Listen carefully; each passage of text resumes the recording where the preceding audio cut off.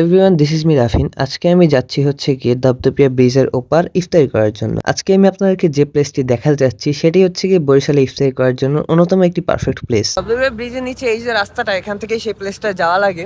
অনেক সুন্দর একটা প্লেস, অনেক সুন্দর একটা প্লেস। এন্ড এই যে দপদপিয়া নদীর পার সামনে এই জায়গাটা দিয়া আপনারা যদি অজু টজু করেন সাবধানতার সাথে গেলে, এই যে এখানে পানি আছে, পার একদম কীর্তনখোলা নদী, সেরা একটা ভিউ দেখার মতো পুরাই। এন্ড গাইস, আমাদের এই ইফতারটা হচ্ছে কি একটা সাদেন ইফতার। আমরা গেছিলাম দেখা করতে কিছুক্ষণ আগে, সো হঠাৎ করে মন চাইলো যে নদীর পাড়ে ইফতার করব। সো আমাদের সাথে আছে খালি একটা বাইক, এন্ড সাধারণত মানুষজন আসে এখানে চাদর বিছাইয়ে সুন্দর করে বসে ইফতার করে। আমাদের সাথে আছে এটা বাইক, আমরা আসছি এখানে দাঁড়াই দাঁড়াই এরকম নদী দেখবো আর ইফতার করে বাসায় চলি। তো গাইস, এই ইফতার করার পর এই যে এতিমের মতো এই জায়গায় বসছি, এন্ড এই জায়গায় এসে বসে রয়েছি।